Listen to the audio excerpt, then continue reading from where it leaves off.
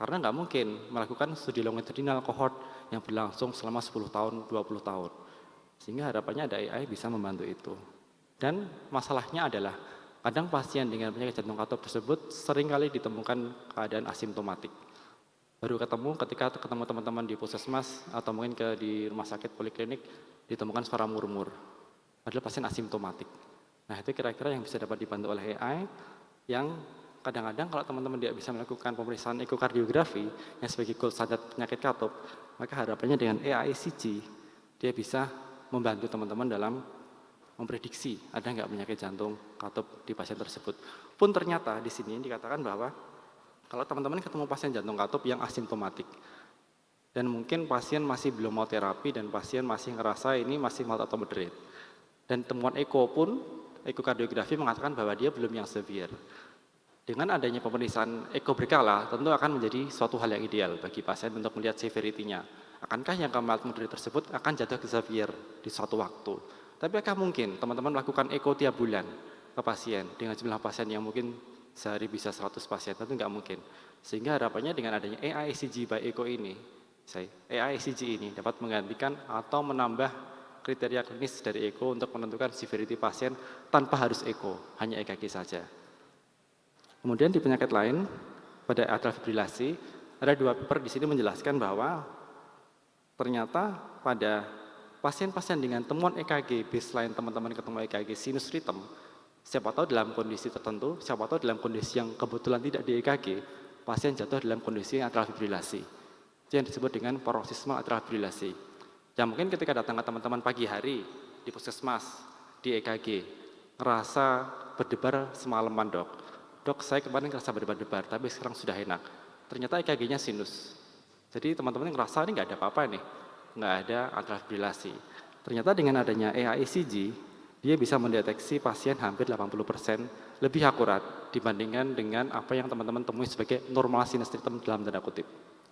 Sehingga diharapkannya dengan adanya screening by EKG AI ini, teman-teman bisa lebih bukan mengoverdiagnosis ya, lebih early diagnosis terkait adanya kecurigaan atrial fibrilasi pada pasien tersebut. Yang walaupun ketika datang ke teman-teman EKG-nya tampak seperti normal sinus rhythm. Bagaimana dengan penyakit lainnya? Ini ada paper yang menarik, yang sempat ramai.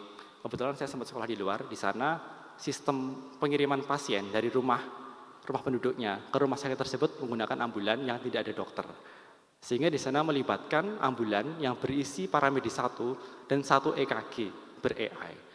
Dan ternyata kita melihat dari studinya ini dikatakan bahwa ACS tersebut kadang merepresentasikannya itu tanpa ada tipikal adanya ST elevasi maupun ST depresi. Kalau teman-teman kemarin ikut workshop yang kami lakukan terkait dari ACS dan EKG yang aritmia, tentu EKG yang tampak di situ EKG tampak seperti jelas, ST elevasi, ST depresi. Tapi bagaimana dengan pasien yang gejalanya itu cukup nggak jelas, nyeri ulu hati, dan EKG-nya cukup nggak jelas juga, ini ST elevasi apa ST depresi. Dan ternyata AI ECG yang dikembangkan di Inggris dan kemudian dilakukan di beberapa negara tersebut, dikatakan bisa meningkatkan akurasi sehingga tidak ada delay dalam tindakan pemasangan stent atau PCI selama 3 jam. Kalau teman-teman di sini tahu bahwa kita harus bisa mendiagnosis pasien STEMI berapa? 10 menit. Tapi kalau EKG-nya tersebut tidak jelas ST elevasinya, tidak jelas ST depresinya, atau istilahnya subtle changes, maka delay-nya tersebut dikatakan 3 jam. Sehingga adanya AI ini yang dia dikatakan bisa mencurigai, bisa memprediksi adanya OMI. OMI di sini bukan old myocardial infarct, tapi occluded myocardial infarct. Contohnya kasus ini. Ini paper dipublish tahun 2024, baru saya baca beberapa minggu lalu, dan sudah ada real world skenario di akun Twitter di sini. Ini bukan akun Twitternya, ini akun Twitter saya, silakan follow. Akun Twitter ini, dia seorang emergency physician dari Inggris, dia mempublish EKG dan diperkirakan AI akan seperti apa, kita lihat hasilnya. Nah, menurut teman-teman di sini, kira-kira yang dicurigai adanya suatu ACS yang A atau yang B? Mungkin bisa tunjuk tangan, teman residen boleh tunjuk tangan. Yang diperkirakan adanya suatu ACS, yang A yang mana? Tunjuk tangannya A. Gak ada. Yang B? Yang B oke, yang B ada? B semua B. Oke, jadi sebagian besar di sini yang absen banyak, kalau absen banyak anggapnya dua-duanya dianggap suatu ACS ya, boleh. So, di sini setuju bahwa yang dianggap sebagai suatu ACS yang bawah. Curiganya apa? Tolti, hiperakuti, seperti itu. Apalagi keluhannya mungkin nyeri ulu hati, atau mungkin menyerupai nyeri dada tapi yang nggak khas. Itu yang diposting sama Brooks Walsh tadi. Kita bedah satu-satu. Yang A, pasien 40 tahun dengan keluhan epigastrik, gak nyaman dan cemas. EKG-nya berarti teman-teman di sini sepakat tampak seperti baik-baik saja, benar enggak? Tapi dampaknya apa? Ketika dimasukkan ke mesin AI, dia bisa memprediksi OMI atau occluded myocardial infarct. Di sini dia bilang with confidence. Dia secara confidence mesinnya tersebut secara setengah yakin bahwa pasiennya mengalami occluded. Dampaknya apa? Pasien dilakukan coronary angiografi ditemukan oklusi di proximal circumflex artery. Ini yang awalnya teman-teman mengira EKG-nya normal-normal aja gitu. Dan pasien B. Oke, pasien B dicurigai oleh mesinnya, oleh komputernya dari EKG tersebut, apa curiganya? Acute MI atau STEMI. Komputer ya, bukan AI ya. Teman-teman di sini pun juga setuju tadi, teman-teman PPDS pun setuju, ini suatu hiperakute, sehingga suatu gejala angina yang mungkin ada prediksi oklusi myocardial infarct. AI mengatakan sebaliknya. Dia mengatakan bahwa not OMI, high confidence. Mesinnya sangat yakin, not OMI, dan dia high confidence, sangat yakin tidak ada oklusi. Dampaknya apa? Di echo dan dilakukan kateterisasi, hasilnya normal semua, nggak ada apa-apa. Seperti itu. Terus kemudian bagaimana di pemeriksaan lainnya? Ini ada menarik, artikel yang menarik. Dia bisa mendeteksi menggunakan facial photoplethysmography untuk melihat pasien ada fibrilasi apa enggak. Beberapa waktu lalu rame, banyak laporan bahwa ada false alarm. Pasien runner terutama menggunakan smartwatch datang ke UGD atau datang ke poliklinik jantung karena ngerasa jamnya mendeteksi AF. Gitu, false alarm. Nah, ternyata yang lebih maju lagi, ada pendeteksi AI menggunakan wajah untuk melihat. Tiap heartbeat-nya tersebut ada perubahan warna di wajah. Sehingga ketemu pasien yang dicurigai AF sama nggak AF. Papernya pun ada, nanti bisa saya share kalau teman-teman membutuhkan. Sehingga dampaknya apa sih AI tersebut dalam prevensi CAD? Selain memang prevensi yang pasien sudah terlanjur jatuh ke kondisi STEMI atau adanya suatu ACS, tentu di bagian prevensi juga pasti ada role, ada peran AI di situ. Yang pertama, dengan adanya biomarker test, adanya data genotype, adanya wearable sensor, adanya cardiac imaging, dan medical record itu sendiri memiliki komponen-komponen yang bisa memperkuat teman-teman dalam menegakkan diagnosis pasien sebelum simptomatik, terutama di cardiovascular disease.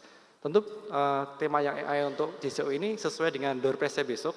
Saya dengan door prize-nya ada berupa smartwatch, ada berupa timbangan yang harapannya nanti ke depannya sudah bisa dilengkapi AI, sehingga kalau teman-teman ketemu hal yang aneh-aneh di timbangan atau di smartwatch-nya bisa dikelola oleh AI untuk kira-kira membantu teman-teman kira-kira untuk periksa kesehatan kemana atau harus tata laksana seperti apa.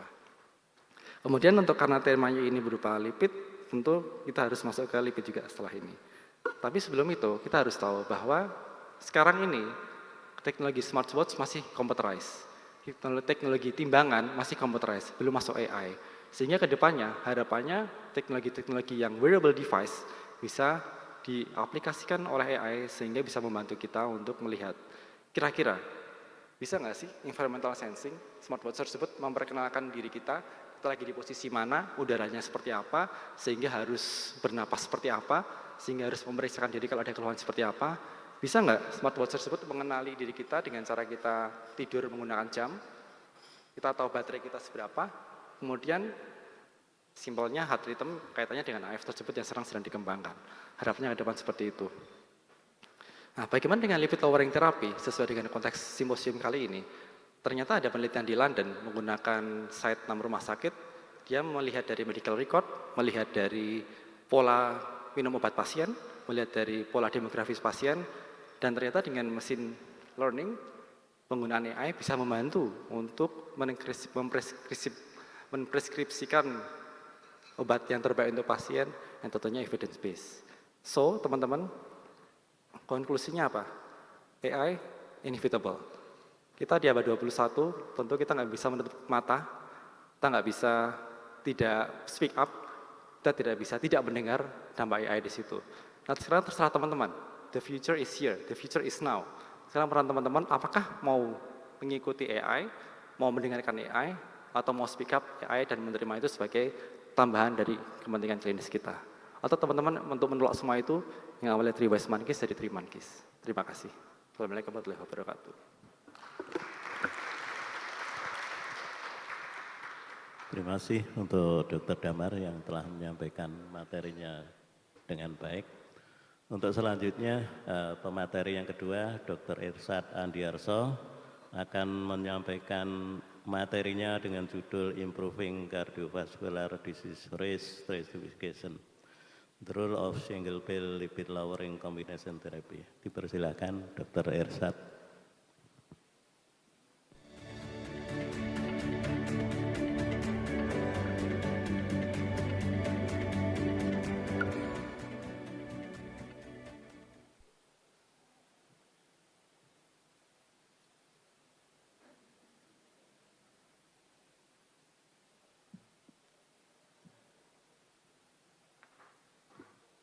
Assalamualaikum warahmatullahi wabarakatuh. Pak Dr. Julianto, moderator yang kami hormati, teman sejawat yang kami hormati, para dokter senior dan teman sekalian, saya diberi tugas dari panitia tentang single pill. Single pill itu yang ada untuk lipid adalah kombinasi eslemide dengan statin untuk menurunkan perbaikan stratifikasi risiko penyakit kardiovaskuler. Nah, untuk itu kami nanti akan tentang stratifikasi risiko, kenapa target untuk yang harus diturunkan oleh lipid yang harus diturunkan, bagaimana efek statin dan bagaimana kombinasi statin tadi. Kita tahu untuk prevensi, baik terutama prevensi primer, itu kita menggunakan stratifikasi risiko. Ini mungkin Dr. Dama tadi belum disampaikan, ya itu saya sampaikan. Yang ada yang pakai, kita memprediksi pertama sejauh mana pasien kita 10 tahun ke depan itu akan terjadi kejadian risiko penyakit kardiovaskuler. Itu ada beberapa yang dipakai. Yang pertama mungkin pakai skor cardiovascular risk, itu yang dipakai oleh Euro, teman-teman di Eropa. Kemudian di Amerika terkenal dengan Framingham atau ICVD risk score. Ada WHO, ada ICVD di Amerika, itu Anda bisa pakai kalkulator. Ini kami coba yang anu aja. Nah, yang ini yang paling kiri adalah yang pakai Euro, komponennya adalah riwayat jenis kelamin, saya kira sudah banyak ya. Kemudian merokok, artinya faktor-faktor risiko mayor kardiovaskuler, jenis kelamin, merokok, kemudian tekanan darah dan kadar total kolesterol. Ini yang kiri untuk wanita, kanan untuk laki-laki. Kemudian kita pilih smoker atau non-smoker. Tinggal pilih misalnya ini. Kalau dia smoker laki-laki tinggal paling kanan saja umurnya berapa. Misalnya 60, umur 60 cari. Tinggal titik potong antara tekanan darah dengan kadar kolesterol.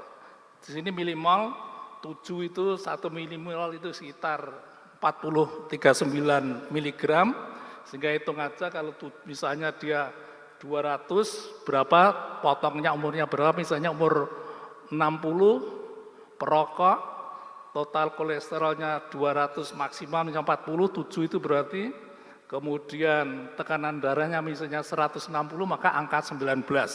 Artinya kejadian ini kalau Euro pakai kematian kardiovaskuler 19%, itu artinya risiko sangat tinggi. Kemudian yang kanan itu yang kita pakai, karena itu tadinya ada penelitian di Indonesia, WHO score, sama itu ada yang memakai diabetes, ada yang sana tidak diabetes, nanti tinggal pilih aja. Kemudian ada yang tanpa pemeriksaan laboratorium, pakai indeks massa tubuh. Kok hilang anunya ya? Sebenarnya kemarin ada itu, tapi di sini kok hilang. Pakai indeks massa tubuh, sehingga di situ ketemu nanti bisa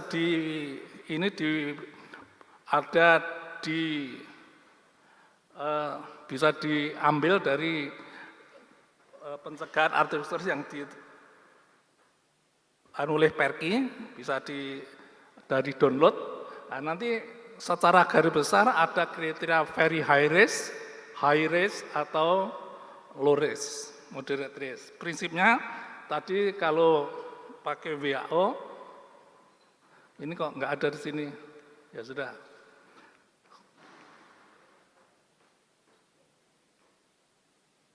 Nah ini prinsipnya ada high risk, moderate risk, low risk.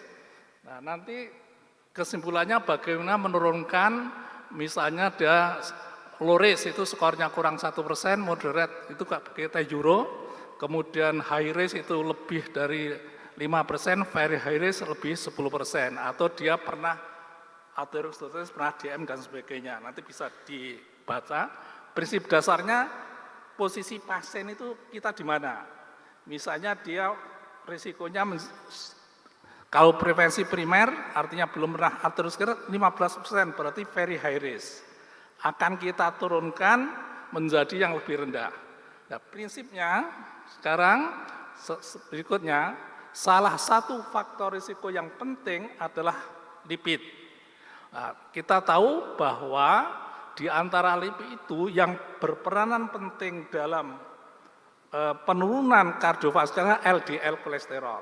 Sehingga LDL menjadi target karena yang lain-lain si faktor risiko, tapi bukti evident diturunkan atau kalau HDL dinaikkan tidak ada bukti menurunkan risiko kardiovaskular. Sehingga lipidlah menjadi target. Nah, kita tahu lipid itu berbagai penelitian, baik prevensi primer maupun sekunder, itu menunjukkan bahwa semakin rendah kadar LDL, semakin rendah risiko kardiovaskulernya. Di sini sudah dibuktikan dari studi kolesterol treatment trialis yang kita selalu ini, setiap penurunan 1 milimol atau sekitar 39 mg LDL, maka akan menurunkan sekitar 22% risiko kardiovaskuler. Jadi target kita menurunkan LDL. Nah sekarang bagaimana menurunkan? Saya kira di samping lifestyle, itu saya kira statin menjadi pilihan utama. Dari studi statin, stellar study itu menunjukkan ini hubungan antara dosis dan penurunan kadar LDL. Kita tahu bahwa ini contohnya yang kiri itu obat, rosuvastatin 10 itu yang paling tinggi 10 bisa menurunkan 45 mg, yang 20 52, yang paling tinggi adalah 40 rosuva 55. Maksimum baik rosuva, atorva maupun simpa maupun pravastatin kalau ditunjukkan itu paling tinggi sekitar 50%. Ya, jadi statin yang high intensity statin itu paling tinggi tadi oleh rosuva 40 55%, atorva 80 51%, simpastatin itu sampai 80 45, yang di bawahnya sekitar 50. Itu problemnya kalau kita menggunakan statin saja. Dari data-data ini kita lihat bahwa yang bisa menurunkan 50% hanya 2, atorva 40 dan 80, rosuva 20-40. Dan yang di bawah 50% cukup banyak. Nah, bagaimana kita untuk kalau itu penelitian baru ini ternyata tidak cukup dengan statin dosis tinggi, itu tidak cukup menurunkan sampai serendah-rendahnya, masih banyak yang tidak tercapai target. Nah, kita mulai bagaimana dengan kombinasi statin dan estemide. Ada penelitian hanya 3, simvastatin, atorvastatin, dan rosuvastatin. Rata-rata estemenya 10, nanti statinnya berbagai dosis. Kita ternyata ini ada dua statin itu menghambat produksi di liver dengan menghambat sintetasenya, sedangkan estemide itu di usus menghambat absorpsinya. Dua kombinasi ini apakah menurunkan kolesterol secara signifikan? Kita lihat penelitiannya.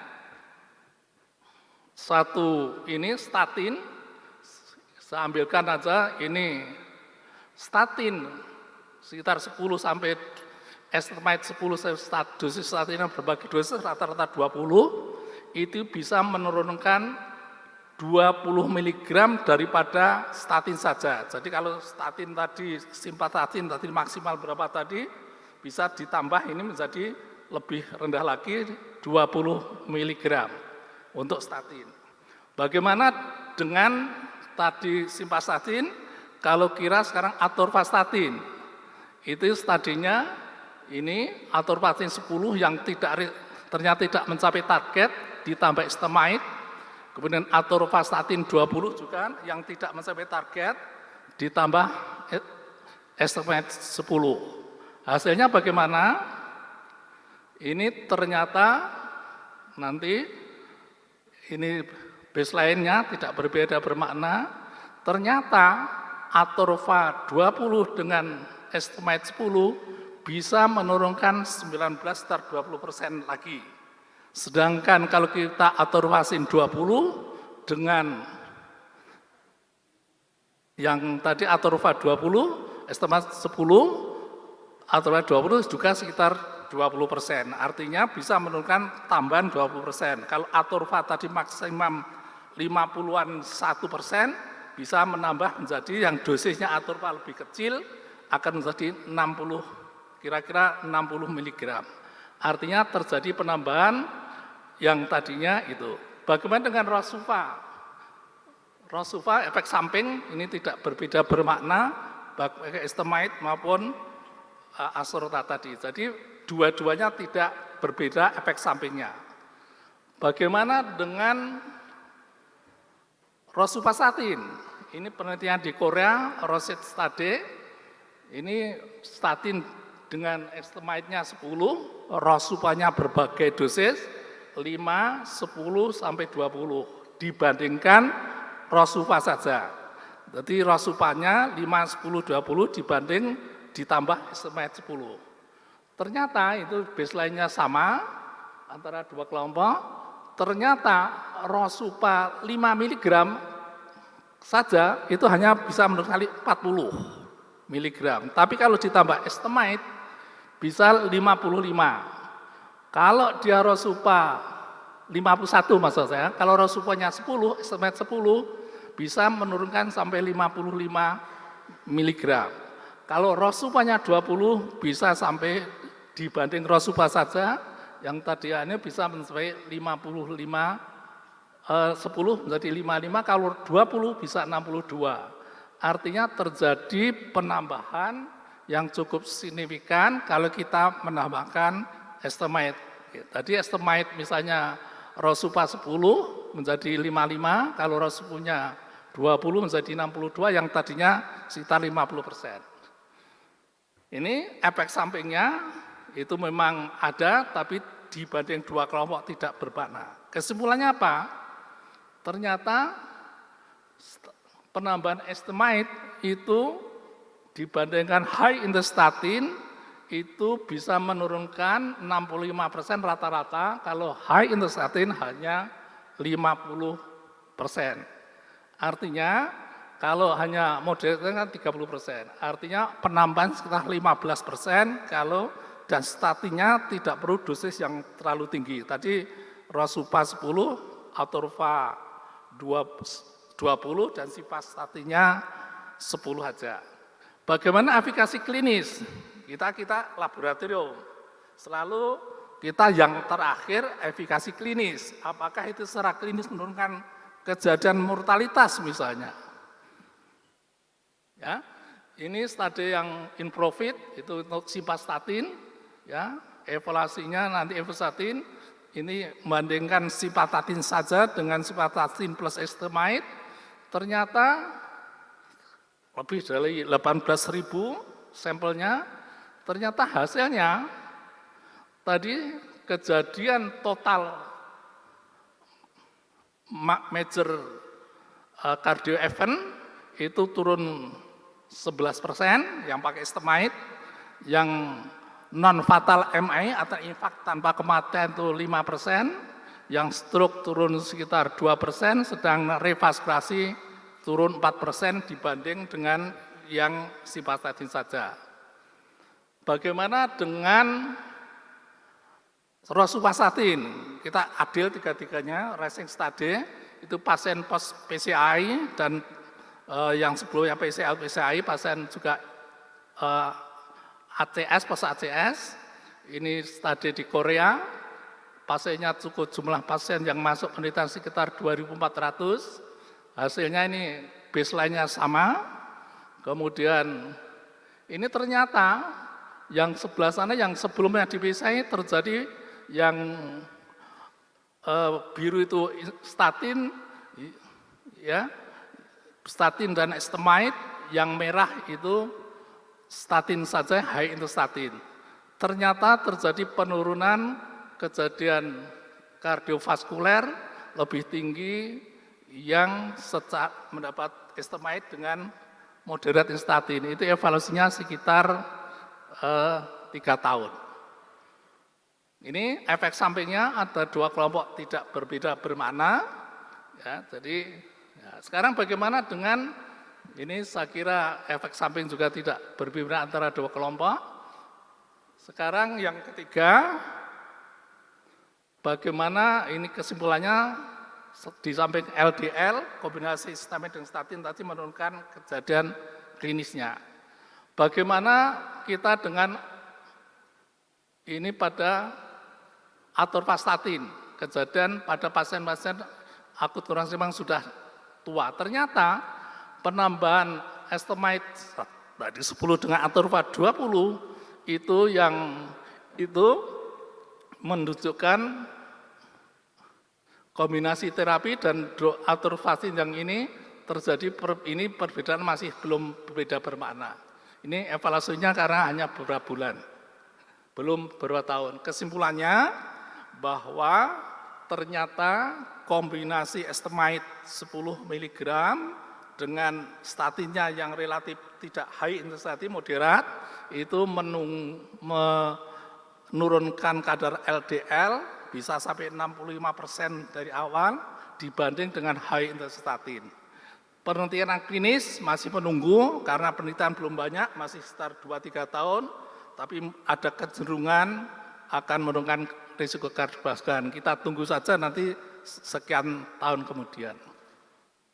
Tapi jangan lupa bahwa obat saja tidak cukup, lifestyle. Saya ingatkan sebagai seorang prevensi, Anda olahraga rutin, tetap harus diet rendah lipid, tidak merokok, ya, pola hidup sehat tetap menjadi kunci utama di dalam prevensi kardiovaskuler. Ini nggak tahu Dr. Yuli ada nggak ya? Ini nggak ikut ya Dr. Yuli. Ini masih ada yang umur 70, yang paling kiri ini umur 70.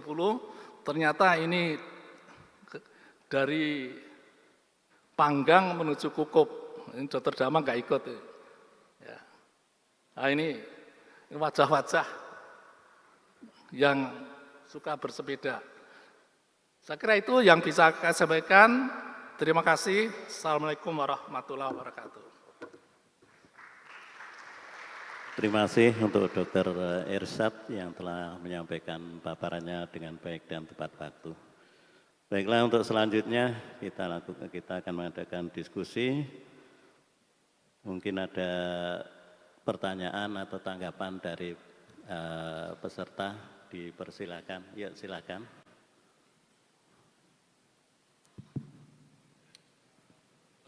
Ya, terima kasih atas kesempatannya dan materinya yang sangat baik tadi. Perkenalkan dokter, saya Ilham Amin. Saat ini saya bekerja di IGD RS Aisyah Muntilan. Saya ingin bertanya dan pertanyaannya saya tujukan kepada dokter Damar. Baik dokter, tadi kan sangat menarik dari AI sendiri dan saya juga tertarik dalam teknologi di bidang kesehatan seperti itu dokter. Bahwa AI ini kan kita bisa menggambarkan sebagai kayak revolusi teknologi kedua ya dok, setelah komputer digitalisasi dan kemudian pengaplikasiannya kalau digitalisasi misalnya kayak Sysroot, kemudian electronic medical record yang notabene sampai sekarang masih belum efisien seperti Sysroot. Kadang di rumah sakit saya lebih mengandalkan WhatsApp gitu dok, lebih cepat seperti itu daripada Sysroot. Kemudian dari uh, electronic medical record di mana tapi kita masih nulis kertas karena banyak pasien dan kemudian ngisi input itunya sangat lama seperti itu. Jadi tantangannya masih sangat banyak seperti itu. Kemudian sekarang ditambahkan dengan adanya AI gitu seperti itu dok. Dari menurut dokter sendiri, dokter Damar, apa tantangan dari pengaplikasian AI terutama pada CVD prevention dan utamanya di Indonesia yang notabene geografisnya juga sangat luas seperti itu dokter. Ya, terima kasih. Ya, langsung Dr. Damar. Oke, terima kasih Dr. Ilham. Pertanyaannya cukup personal. Kalau secara personal sendiri, saya rasa kita akan ada beberapa tahap AI menurut saya pribadi ya. Dalam 1-3 tahun ke depan ini harapannya AI akan menjadi sebuah personalized health coaching untuk prevention CAD. Jadi saya rasa nanti harapannya kan teman-teman di sini, kalau teman-teman maaf ya, yang environmentalnya di rumah pasti ada environmental Android, ada environmental iOS. Jadi ketika akan bergabung di rumah pakai Android semua atau pakai iOS semua, maka akan seamlessly nggak ada masalah koneksi. Harapannya kalau nanti AI akan menjadi seamlessly connecting, jadi ekosistem sendiri di rumah, teman-teman nimbang berat badan, teman-teman pakai smartwatch, teman-teman terkoneksi AI pada medical record di Indonesia, tentu nanti kan ke CVD Prevention akan ada personal health coaching. Itu baru tahun pertama sampai 3 tahun ke depan. Tapi 3 tahun setelah itu, harapannya sih yang saya baca akan menjadi sebuah behavioral pattern terhadap tiap individu. Yang dia otomatis bisa ketahuan nih, dia kerjanya apa, stress management yang dibutuhkan seperti apa, perlu terapi seperti apa kalau dibutuhkan, perlu prevensi seperti apa kalau dibutuhkan. Terus baru setelah 5 tahun itu, harapannya bisa menjadi AI driven medicine yang kaitan sama EMR. Tentu itu nggak bisa langsung 5 tahun, terutama di Indonesia dengan keterbatasan internet, keterbatasan kecepatan internet, keterbatasan dari kemampuan, kita nggak bisa memungkiri mas. Ternyata memang untuk ngisi Sysroot aja nggak gampang kan, gitu. Paling gampang pakai WhatsApp gitu. Tetapi it takes time untuk kita memahami itu. Tapi saya rasa kita nggak bisa menutup mata kaitan sama itu. Masih jawaban saya seperti itu. Semoga puas. Terima kasih. Mungkin satu lagi pertanyaan, persilakan. Assalamualaikum warahmatullahi wabarakatuh. Nama saya Dr. Adlina dari Jakarta. Saya mau tanya ke kedua pembicara. Yang pertama ke Dr. Damar terlebih dahulu. Dok, saya penasaran sama yang tadi kasus di Twitter itu. Kan yang satu kelihatannya normal, yang satu lebih ngarah ke occluded MI. Kalau kita melihat nggak pakai AI. Nah yang saya ngerti dari AI itu, mungkin kalau salah mohon dibenarkan ya dok ya. Jadi yang saya ngerti itu kan AI itu terbentuk dari ketika kita nge-train sebuah mesin, akhirnya mesinnya itu dia jadi learning, dan dataset itu dia buat kesimpulan dari pattern yang kita upload. Nah yang saya tahu juga kayaknya AI itu kalau tidak dikasih konteks, dia itu nggak ngerti. Kayak contoh ada ChatGPT, tapi yang nge-code pinter sama yang enggak, pasti outputnya hasilnya juga berbeda jauh kan dok. Nah ini apakah ada model tertentu gitu dok yang menyebutkan bahwa yang normal itu kenapa jadi bisa occluded MI, yang sedangkan yang bentuknya kita kira ACS ternyata malah bukan. Nah, atau mungkin ada alasannya, atau jangan-jangan dataset yang diupload itu memang ternyata trennya pasien-pasien occluded MI sekarang EKG-nya lebih normal dan AI udah bisa detect karena udah banyak data. Nah kita mungkin belum tahu apa seperti itu atau ada error atau seperti apa gitu dok. Apa mungkin jangan-jangan kriteria harus diganti karena setelah kita lihat data yang berjuta-juta ternyata berubah gitu dok untuk cut off entah ACS-nya atau di bagian stemming-nya. Yang kedua dok, untuk dokter Irsyad, saya penasaran juga sekarang kan yang meninggal karena kasus kardio itu udah umur 30-an, 40-an. Sedangkan untuk risk factors yang kita hitung baik ASCVD atau yang WHO itu semua startnya dari di atas 40 dan itu timingnya itu selalu 10 tahun ke depan. Jadi kayak apakah ada yang kita bisa gunakan ketika umurnya lebih muda sekitar 20-an atau mungkin bagaimana ya pendekatannya dok untuk orang-orang yang mungkin yang tadi atlet-atlet rekreasional atau mungkin kita yang suka berolahraga untuk bisa tahu risikonya walaupun terlihat sehat tapi kadang di umur 30 tahunan sudah tiba-tiba sudden cardiac death. Terima kasih dok. Enggak, Dokter Damar dulu atau? Dokter siapa dok? Maaf dok. Dari Jakarta ya. Oke, terima kasih pertanyaannya menarik. Kaitan sama real world situation dampak EKG AI untuk memprediksi occluded myocardial infarct. Kayak di kasus di Twitter tadi itu. Nah sebenarnya kalau saya baca papernya tersebut itu terdiri dari dia itu tertrain dia, maksudnya AI-nya ya. Tertrain sekitar berapa ratusan ribu EKG baseline ketika EKG pertama kali ditemukan dibandingkan dengan diagnostik di EMR di NHS di Inggris seperti itu. Jadi dengan dia terlatih oleh 100 ribu dengan pola EKG sedemikian rupa, yang sehingga hasil akhirnya itu ada occluded apa enggak, dia bisa mengenali dari itu. So pertanyaannya bagus, kira-kira kalau AI itu diperkenalkan, mungkin kita dikasih AI yang masih kecil ya, masih anak-anak ya, dia belum tahu sama sekali EKG yang baik seperti apa, EKG yang buruk seperti apa. Tentu kalau settingnya berbeda mungkin akan berbeda gitu. Tapi in world situation, saya akan mengulangi, papernya kan baru dipublish beberapa waktu lalu tahun 2024. Real world situationnya di Inggris langsung diterapkan dan ternyata memang betul memprediksi dengan tepat di populasi sana.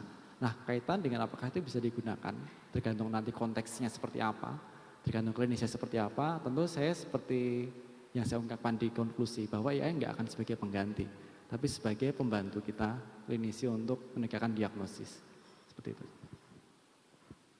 Terima kasih, langsung Dr. Irsad, silakan. Ya, terima kasih. Memang tadi kami sampaikan untuk skor tadi hampir semua skor yang diprediksi itu memang di atas 40 tahun. Kenapa? Karena prevalensi atau insidasi kejadian penyakit jantung koroner dan kardiovaskular itu yang risiko matinya adalah 40 tahun ke atas yang dipakai itu. Tetapi kalau itu di luar itu ada faktor-faktor risiko, ya kita secara individu aja, misalnya ada seorang perokok, seorang diabetes, nah nanti ada diabetes, kalau diabetes ada di skor euro, di euro itu kalau orang diabetesnya sudah berapa lama, tidak sampai di sini, kemudian ada target organ atau kena, berapa lama diabetes ada, misalnya DM sudah lebih 20 tahun, itu sudah very high risk. DM dengan target organ, dia sudah very high risk. DM kurang 20 tahun tanpa target organ, mungkin masih high risk. DM dengan faktor risiko hipertensi, 2 faktor risiko menjadi very high risk. Jadi kita kalau WHO memang tidak ini 40 tahun, tapi kita pakai skor yang lain. Ada skor itu, ada faktor risiko. Ada yang lain misalnya ada klinis chronic coronary syndrome, tipikal angina misalnya. Tipikal angina dengan 2 risiko mayor, dia masuk kriteria yang very high risk. Jadi ada kriteria lain ini yang kita tampilkan yang secara umum. Mungkin itu nanti bisa di... Ya. Baiklah, berhubung waktunya sudah cukup, kita akhiri untuk simposium 2B ini. Terima kasih sekali lagi untuk Dr. Irsad dan Dr. Damar. Terima kasih, kami kembalikan ke panitia.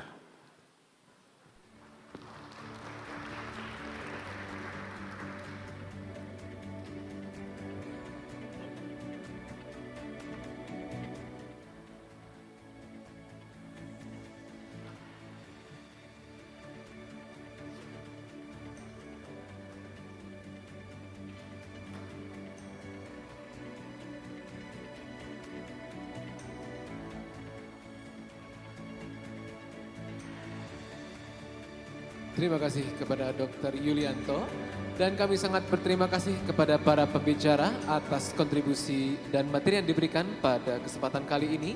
Wawasan dan keahlian para pembicara mengenai topik ini sangat berharga. Dan demikianlah sesi kita pada kali ini. Sesi selanjutnya akan dilakukan secara paralel, di mana di Tentrem 1 akan diselenggarakan Simposium 3A dengan topik Rethinking the Optimal Approach for the Atherosclerotic Disease, dan Simposium 3B akan dilaksanakan di Tentrem 3 dengan topik Cutting Edge Concept in the Management of Chronic Heart Failure. Terima kasih, sampai jumpa di sesi selanjutnya. Hiperkolesterolenia merupakan salah satu faktor resiko penyakit jantung yang memerlukan manajemen adekuat untuk mencegah terjadinya gangguan kardiovaskular. Namun demikian, pada realitanya, sekitar 7 dari 10 pasien di Indonesia yang menerima pengobatan hiperkolesterolemia tidak mencapai target LDL-C. KLB mempersembahkan Rosette, merupakan anti-hiperkolesterolemia kombinasi rosuvastatin dan ezetimibe yang sudah teruji klinis melalui studi iROSET. Kombinasi terapi ezetimibe dan rosuvastatin menurunkan kadar LDL-C secara signifikan melalui inhibisi ganda pada sintesis dan absorpsi kolesterol. Rosette, dual protection for high-risk cardiovascular patients.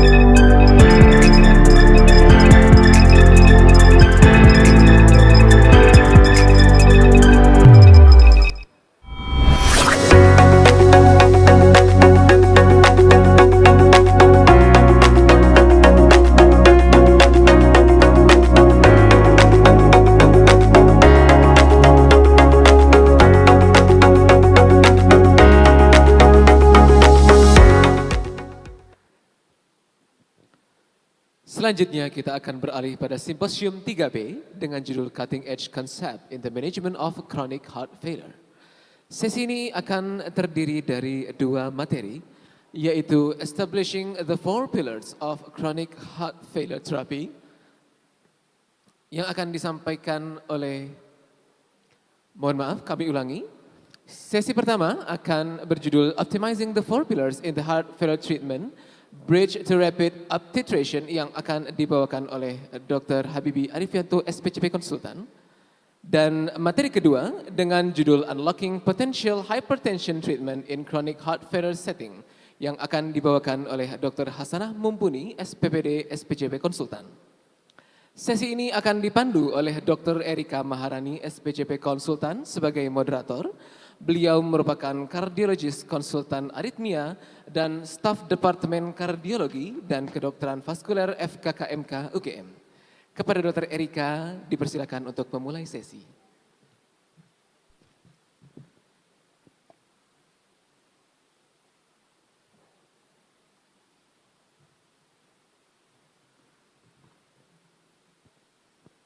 Bismillahirrahmanirrahim. Assalamualaikum warahmatullahi wabarakatuh. Selamat datang peserta semua di Simposium 3B. Pada siang hari ini kita akan masuk di topik Cutting Edge Concepts in the Management of Chronic Heart Failure. Mudah-mudahan nanti kita akan mendapatkan banyak wawasan baru terkait dengan tata laksana heart failure yang kita tahu ini merupakan salah satu populasi pasien yang jumlahnya cukup banyak.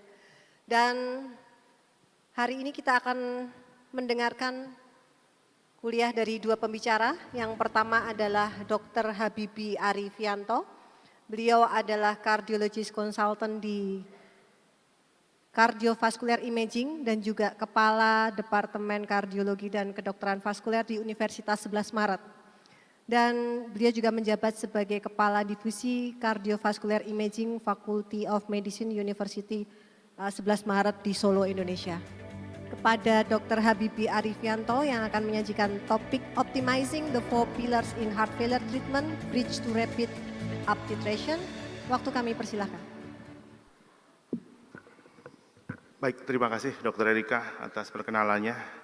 Sama-sama orang Solo ya Dok ya. Jadi ini sesi ini khusus untuk orang Solo. Nanti Dr. Hasanah Mumpuni sepertinya juga orang Solo.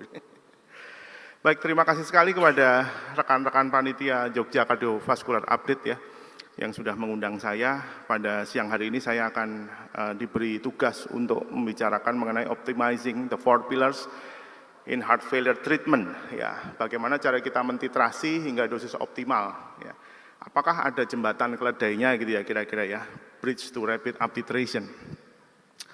Ini selalu slide yang saya sukai karena ini membuka luka kita ya, seakan-akan Indonesia itu baik-baik saja, tapi ternyata dalam bidang gagal jantung Indonesia itu sangat jelek sekali ya. Kalau kita lihat dari peta di sini, ini peta Asia ya, di mana Indonesia itu menempati peringkat kedua untuk populasi gagal jantung. Padahal ini sudah age standardized rate ya, di mana di tahun 1990 populasi gagal jantung kita ada sekitar 835 per 100.000 penduduk ya. Cuman di tahun 2019 itu naik signifikan sekitar 7,83% menjadi 900 populasi per 100.000 penduduk. Sangat luar biasa sekali peningkatannya di bawah China ya. Lah, ini kalau kita lihat ya, ternyata juga sama. Angka gagal jantung, prevalensi gagal jantung di Indonesia itu cukup tinggi dibandingkan negara-negara di dunia ya. Dibandingkan Eropa, dibandingkan Amerika, kita masih sangat tinggi sekali. Hanya kalah sedikit dibandingkan China ya. 5% dari populasi Indonesia ternyata mengalami gagal jantung dan tingkat kematiannya ya. Paper ini sangat membuat kita terkejut sekali, ternyata Indonesia menduduki peringkat pertama untuk kematian 1 tahun akibat gagal jantung. 34,1% dari populasi gagal jantung meninggal di tahun pertama. Sangat menyedihkan sekali ya. Padahal kita tahu bahwa terapi gagal jantung dengan fraksi ejeksi rendah itu sudah sangat established, well established. Kalau kita tahu ada 4 pillars ya, ada ARNI atau ACE inhibitors, ada beta blockers, ada MRA, dan juga ada SGLT2 inhibitors, itu bisa menurunkan hingga 70-an% kematian akibat gagal jantung. Sebenarnya sudah sangat luar biasa. Guidelines kurang apa? Guideline ESC, 4 pillars, bahkan sudah diadopsi oleh INAHF ya, PPPRQ, juga sudah mengeluarkan guidelines. 4 pilar wajib diberikan karena itu sangat memberikan manfaat yang sangat luar biasa besarnya bagi pasien-pasien gagal jantung. Tapi kenapa kok angka-angka kita menyedihkan sekali ya? Ternyata banyak sekali faktor ya. Kalau kita lihat di sini, ya ini paper tahun 2024 baru, ternyata bukan hanya di Indonesia saja, di Jerman maupun di Amerika, kalau kita lihat di sini angka persistensi peresepan 4 pillars ya, baik itu beta blocker, ACE inhibitor, ARNI, SGLT2 inhibitors, loop diuretics, kita lihat itu angka persistensi 1 tahun hampir semuanya di sekitar 50%. Artinya 50% baik itu di Amerika maupun di Jerman itu tidak bisa melanjutkan obat setelah 1 tahun diagnosis atau hospitalisasi karena gagal jantung. Lalu berapakah rata-rata waktu discontinuation? Jadi pasien-pasien gagal jantung yang diberikan 4 pillars itu rata-rata hanya bertahan 4 bulan. Ya, bukan hanya di Indonesia mungkin lebih rendah lagi ya, karena mungkin sistem rujukan berjenjang, sistem BPJS. Bahkan di Amerika sampai di Jerman 4 bulan itu waktu rata-rata mereka harus tidak bisa discontinuation obat-obatan 4 pilar gagal jantung. Sangat jelek sekali ya. Itulah kenapa angka gagal jantung nggak pernah bisa turun dengan signifikan. Nah ini adalah sedikit harapan ya. Ini kami di Pokja Gagal Jantung dan Kardiometabolik PPPRQ membuat suatu registri nasional ya. Di sini ada Sarjito juga ikut menyumbangkan data, Dr. Anggoro dan Dr. Hasanah Mumpuni. Ternyata kalau kita berbicara di klinik gagal jantung, angka kita bagus ya. Angka kita sangat luar biasa bagusnya, beta blocker sampai 90%, ACE ARBs kita sampai 94% ya, MRA kita sampai 47%. Ya. Ini kebetulan belum masuk SGLT2 inhibitors, angka-angka kita bagus. Kalau di klinik gagal jantung yang memang setiap hari orang-orang yang berkecimpung di klinik gagal jantung sudah terekspos ya terhadap 4 pilar optimalisasi, inisiasi dan lain sebagainya. Tapi bagaimana dengan kondisi di luar klinik gagal jantung? Ini kita ambil dari penelitian dari Melgi et al. Ya di tahun 2024 di Amsterdam di Belanda, di mana Belanda merupakan salah satu negara Uni Eropa yang memiliki tingkat kesehatan, tingkat sistem kesehatan yang sangat baik sekali, kita lihat ternyata juga hampir-hampir mirip ya dengan kondisi real di Indonesia. Anda bisa lihat di sini bahwa RAS inhibitors ya, yang merah ini adalah dosis kurang dari 50% ya. Jadi kalau ESC itu mengharapkan dosis optimal itu kalau dosisnya sudah lebih dari 50%. Kita lihat di Belanda sendiri ya, RAS inhibitors, ARNI ternyata yang mencapai dosisnya kurang dari 50%, hampir separuhnya. Beta blocker lebih dari separuhnya, 56%. Itu di Belanda. Bagaimana dengan di Indonesia? Indonesia ternyata kalau kita lihat di sini, angka uptake beta blockernya paling rendah di antara negara-negara Asia. Kita lihat di sini, angka uptake beta blocker kita 60%. Ini adalah real world data. Ya. Kalau dibandingkan dengan klinik gagal jantung yang dikoordinasikan oleh Pokja gagal jantung 90% versus yang real world hanya 60%, sangat jauh sekali, 30% perbedaannya. Itu kenapa tidak pernah selesai masalah di Indonesia dan itu kenapa kita tidak heran bahwa Indonesia menempati peringkat pertama kematian kardiovaskuler karena gagal jantung. Dosisnya berapa? Kita lihat di sini. Indonesia masih kuning gitu ya. Kuning itu artinya apa? Kuning itu artinya yang mencapai dosis di atas 50% itu sangat sedikit sekali, bahkan kurang dari 50% pasien-pasien gagal jantung ya. Jadi 60% uptake-nya dan ternyata dari 60% tadi belum semuanya mencapai dosis optimal atau dosis yang direkomendasikan oleh guidelines di atas 50% dari optimal dose. Jadi kalau dapat bisoprolol, ya bisoprololnya cuma dapat 2,5 mg aja, bahkan nggak sampai 5 mg.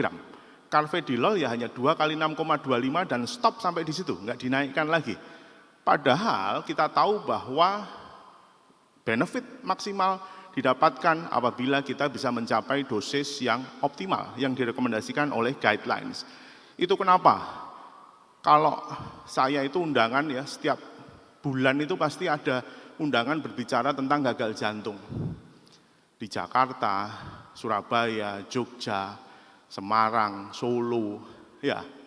Tapi ternyata ada yang namanya Valley of Despair. Setelah kita ribut-ribut rame-rame nonton simposium, oh ternyata gitu ya. Oh ternyata harus dinaikkan dosisnya ya. Oh ternyata harus dititrasi sampai optimal ya. Tapi mungkin seminggu, 2 minggu kita di klinik, kita lupa. Karena itu tidak masuk ke dalam memori otomatis kita. Ya kita sudah terbiasa bisoprolol 2,5 ya sudah. Mungkin karena terlalu banyak pasien di poli sehingga kita lupa untuk bisa mentitrasi. Ya, sehingga masih jauh sekali terdapat gap antara apa yang diminta oleh guidelines dengan apa yang ada pada kegiatan klinik kita sehari-hari. Kenapa bisa seperti itu? Mungkin beberapa kita takut ya. Apakah mungkin kalau saya kasih spironolakton, risiko hiperkaleminya tinggi. Kira-kira kapan saya bisa mulai GDMT? Bagaimana cara kita mentitrasi? Kalau saya memberikan bisoprolol di awal, jangan-jangan nanti tensinya ngedrop. Jangan-jangan gagal jantungnya tambah parah. Gitu ya? Lah, inilah yang menyebabkan physical related delay treatment 50% dari yang harus bertanggung jawab terhadap optimal medical therapy. Patient factor hanya 30%, sistem related seperti BPJS Kesehatan yang agak susah untuk bisa memberikan kita optimal dose itu hanya 20%, tapi kemalasan kita untuk bisa menaptitrasi karena kurangnya knowledge ya, karena kelupaan untuk meningkatkan dosis karena pasiennya terlalu banyak, atau mungkin kita tidak tahu indikasinya, atau kita terlalu takut terhadap adverse event, itu lebih besar, kekhawatiran kita lebih besar. Ya, sehingga pasien tidak mendapatkan optimal benefit dari GDMT. Gitu ya. Nah, guideline bilang bagaimana sih? Guideline dulu tahun 2021-2016 ya, itu memberikan traditional sequencing. Traditional sequencing itu ACE inhibitor dulu dinaikkan dosisnya maksimal, baru masuk beta blocker gitu ya. Beta blocker dioptimalkan kalau masih ada keluhan masuk MRE, kalau masih ada keluhan lagi SGLT2 inhibitors. Tapi sekarang berbeda paradigmanya. GDMT harus diberikan sesegera mungkin, dan 4-empatnya langsung dimasukkan pada saat awal masuk hospitalisasi. Ya, penelitian ini penelitian lama, ya, ini dikeluarkan di tahun 2013, tapi mengajarkan kita pentingnya suatu inisiasi dini ternyata bisa mengakibatkan 1 tahun persistensi pemberian obat. Ya, di sini kebetulan tahun 2013 ngetrennya baru MRI sama ACE inhibitors. Kalau kita memberikan saat pasien masih di dalam rumah sakit pre-discharge, ternyata 1 tahun berikutnya pasien mendapatkan dosis yang optimal, bahkan sampai 85%, ya 83%. Nah, speed matters, ya. Kecepatan dalam kita menginisiasi itu ternyata berperan besar. Kecepatan dalam kita mentitrasi obat gagal jantung 4 pilar itu berperan besar. Kalau kita lihat di sini ya, sequence 2 itu yang paling bawah, di mana angka itu menunjukkan jumlah minggu ya.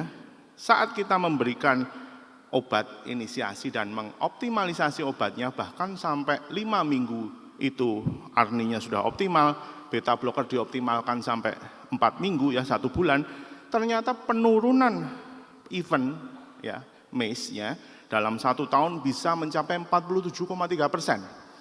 Lebih baik dibandingkan apabila kita menggunakan sequential tradisional. Ya. Sehingga bukan suatu keanehan lagi sekarang bahwa kita harus memanfaatkan saat pasien masuk ke rumah sakit sebagai blessing in disguise. Saat pasien masuk ke rumah sakit, kita menginisiasi, kita masih punya mbak-mbak perawat atau kita masih punya PPDS ya kalau di Sarjito, untuk bisa mengawasi efek samping, adverse event. Ya, saat mungkin hari pertama kita masukkan Ramipril 5 mg. Besoknya tensi masih bagus, kita naikkan 10 mg. Mbak-mbak perawat atau mungkin mas-mas perawat atau mungkin PPDS akan melaporkan kita, dok nggak ada masalah dok, kita naikkan dok. Kan gitu. Bisoprolol hari pertama kita berikan 2,5 mg, besok kita naikkan 5 mg. Ada masalah nggak kita naikkan dosis? Oh nggak ada masalah dok, aman. Pasien tidurnya, seseknya berkurang, aman. Ya, jadi gunakanlah fase vulnerable ini di saat terjadinya pergantian saat IV drugs menjadi oral drugs pre-discharge itu sebagai fase inisiasi untuk memulai terapi 4 pilar gagal jantung. Dan kalau bisa kita optimalisasi durante perawatan sebelum pasien dipulangkan. Sehingga pada saat di poliklinik, kita mungkin pasiennya kebanyakan, kita sudah tahu bahwa oh pasien-pasien kita sudah optimal nih dosisnya setelah rawat inap. Ya. Dan ini diperkuat oleh studi Strong HF ya. Ini studi yang sangat mengguncang sekali. Ya, ini keluar baru saja ya tahun 2022 di mana Mebaza et al. Itu menginisiasi dosis 4 pilar gagal jantung di awal dan mengoptimalisasi dalam 2 minggu perawatan pasca hospitalisasi. Dan hasilnya apa? High intensity care versus usual care, baik dari primary endpoint berupa 180 hari readmission for heart failure dan all cause death bisa meningkat signifikan untuk survival rate-nya dibandingkan dengan usual care di mana kita mentitrasi secara tradisional. Beta blocker dinaikkan 2 kali seminggu, start slow, go slow. Ya, sekarang mungkin paradigma itu harus kita rubah untuk bisa mengoptimalkan dosis sehingga pasien bisa mendapatkan benefit yang maksimal dari GDMT. Time is prognosis dari Strong HF Trials diadopsi oleh SC Guidelines untuk bisa mentitrasi dosis 2 minggu pasca perawatan dengan rekomendasi 1B. Luar biasa sekali ya, Strong HF merubah paradigma untuk melakukan titrasi. Akhirnya apa? Akhirnya kalau 4 pilar itu bisa diberikan, otomatis lifespan pasien, ya, quality of life pasien bisa meningkat. Ya, baik pada pasien-pasien usia di bawah 50 tahun sampai pasien-pasien geriatri 70 tahun ke atas. Ya, ini cara mentitrasinya. Hari pertama sudah harus dilakukan inisiasi ya, baik dari ARNI atau ACE, beta blocker, MRA maupun SGLT2 inhibitors, kemudian kita titrasi hingga 2 minggu pasca perawatan. Prinsipalnya bagaimana? Prinsipalnya adalah kita harus tahu efikasi dari drug class itu independent treatment. Ya, dari kita tahu prioritasnya, mana yang bisa kita berikan duluan, ya, tergantung dari klinis pasien yang kita hadapi. Kemudian selalu low starting dose untuk each foundational drugs, ya, yang memiliki benefit paling maksimal